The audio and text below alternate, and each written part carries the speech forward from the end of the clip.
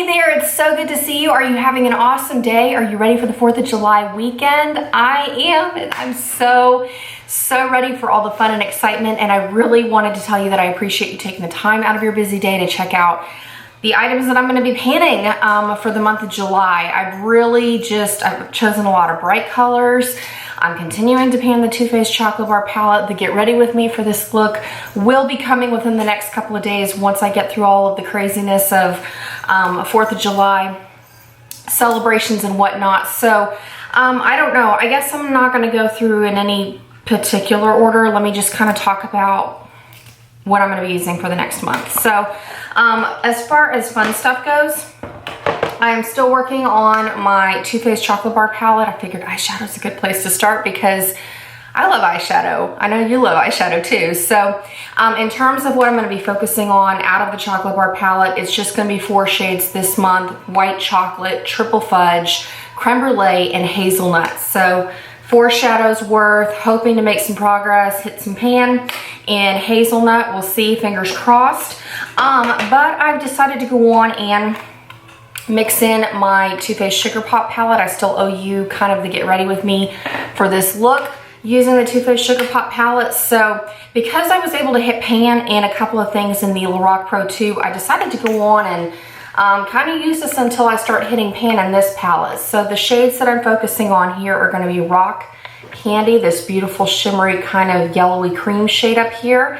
And then I'm going to be mixing Bubblegum and Macaroon together. And I've realized that Hazelnut and Hot Chocolate from the Too Faced Chocolate Bar are very similar to the shade Malted Milk Ball. So if you want to go on and recreate the Get Ready With Me that's going to be coming, this is an awesome substitute if you want to stay consistently in this palette. And even then, you could kind of sub in, well, I would stick with more of a matte cream shade perhaps, but you could go on and sub in this Peach Fuzz shade because it is going to be toned down with all of the extra colors. So great way to go on and bring in the Sugar Pop palette, see if I can make some progress on that.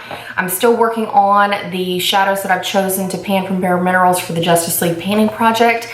In particular, I'm using all 3. I'm going to be using the red shade I chose for the Flash as my blush, and also kind of touching up my eyeshadow look.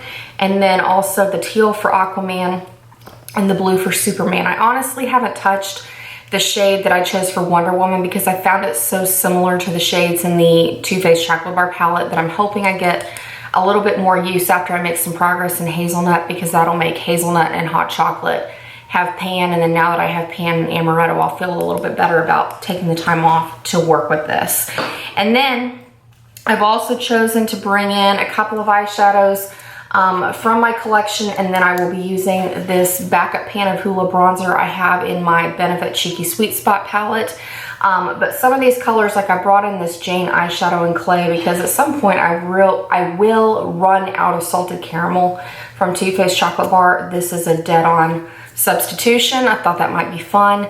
I brought in this pink shade and this one to use with Cherry Cordial, but I just decided to go on and put them in the palette so that Hoola wouldn't be all by itself. And then a mint shade if I want to pop a mint, a navy blue if I want a strong navy liner, because the liner that I'm going to be painting this month is going to be the Wet n Wild Graphic Marker Eyeliner in Airliner Blue.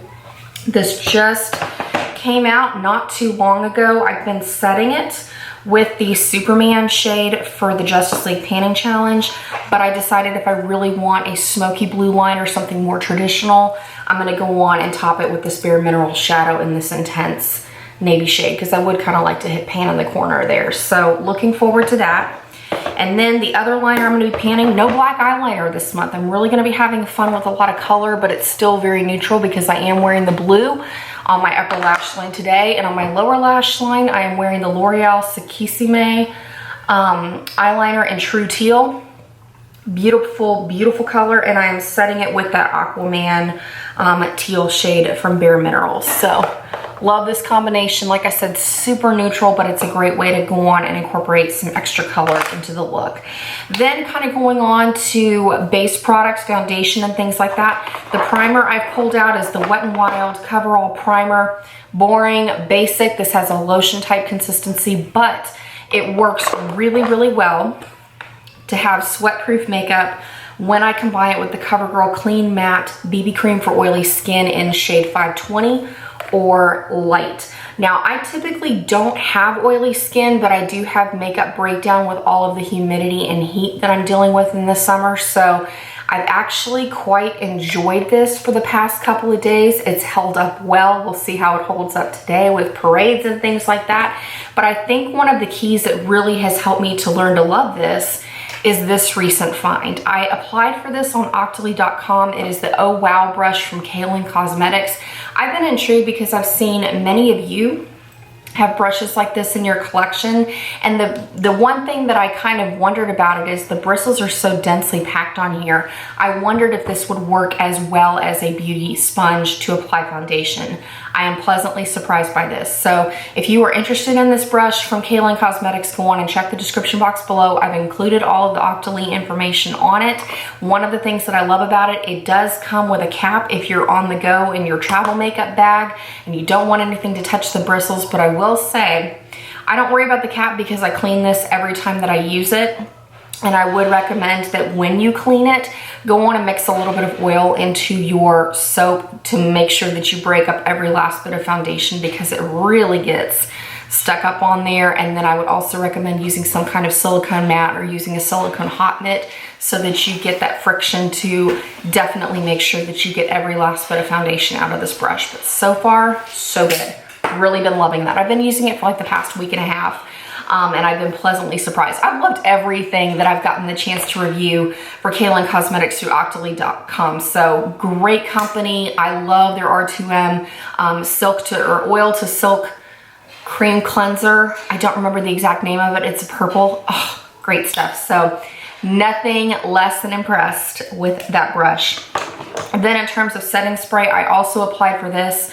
This is the Kiss New York Professional Pro Touch Makeup Setting Spray. I'm also pleasantly surprised by this because I assumed when I opened it up that it was gonna have kind of like, you know, you see the generic packaging, but I also kind of assumed it was gonna be another setting spray that had kind of that soapy, sticky smell. I know what I mean.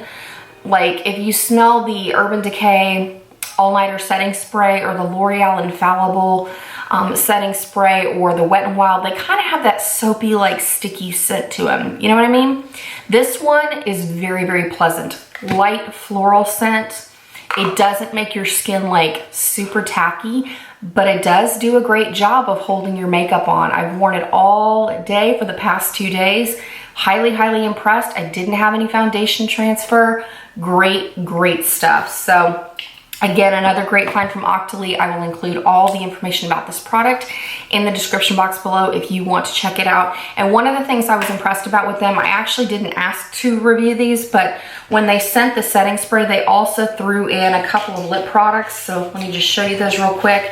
And these are really, really great too. They sent me one of their creamy lipsticks in the shade The Queen. And this is like a liquid lipstick. It has a doe foot applicator.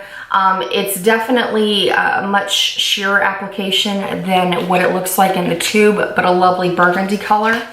They also sent me a sample of their matte velvet lipstick in Egoism. This is very similar to MAC's Ruby Woo in tone and kind of feel. There's no vanilla scent to it. It definitely smells like, have you ever smelled the liquid lip stains from Sephora? The ones that are really, really sheer, they come in the long tubes. That's what these smell like. In fact, it's like dead on. They must use similar labs perhaps in terms of fragrances. And then this one really reminded me of the Sephora lip stains. This is the Moisture Tattoo lip stain, and I don't think that they put a color on this. Maybe cherry? Yes, Lost Cherry. This one has a doe foot applicator, and it's literally like the exact same thing as the Sephora lip stains. I really enjoy that particular formula, but it smells the same. It feels the same. It looks the same as one of the colors. I really, really appreciate this product. It goes on. It's not super drying. You can layer it up. So I really appreciate it from Kiss New York that they threw these in, because kind of fun to be able to try out some sample lip products. Then in terms of what else is going on with my face, I'm going to be panning what's left of the Hourglass Ambient Lighting Powder in the shade Dim Light. I want to finish this by the end of July, so we'll see what happens. I'm still using the e.l.f. brush that I talked about with this before, so here's crossing my fingers hoping that I am able to move that out. Eye primer, I've decided to go on and continue working on the Lorac Behind the Scenes eye primer sample because progress is progress, so hoping I can move this out fairly soon. Then in terms of lip products, where's the tray thing? I have like a tray. Oh, here it is.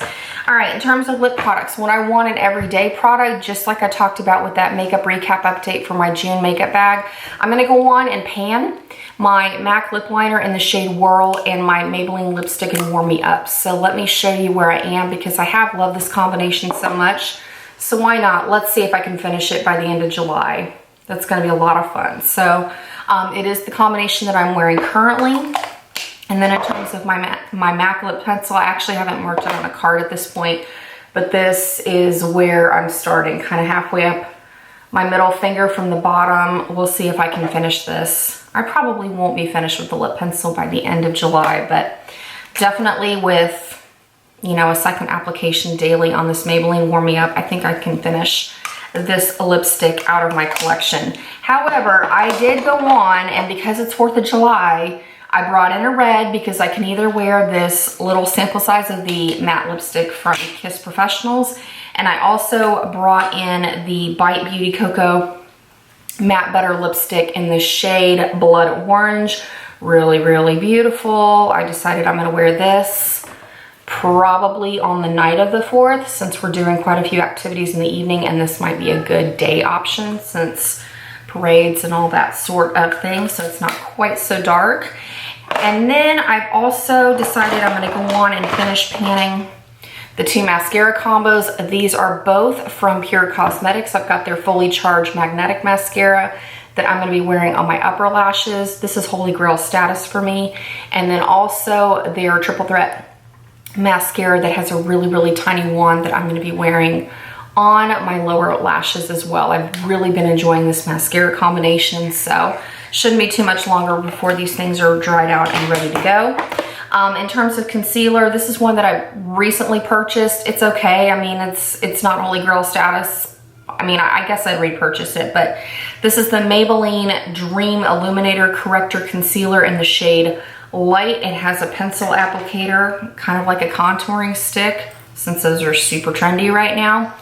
I've been using it for the past little bit. I don't expect to finish this by the end of July, but so far so good. I just kind of wanted to shake things up and go with a little bit lighter coverage of concealer because that BB cream from CoverGirl actually does quite a decent job of covering up blemishes and things. And then in terms of eyeshadow bases, I'm still using my Julep Eyeshadow 101 Cream to Powder Eyeshadow Stick in Pearl Shimmer because I'm focusing on Creme Brulee. It makes that shade super flattering for me on my eyes.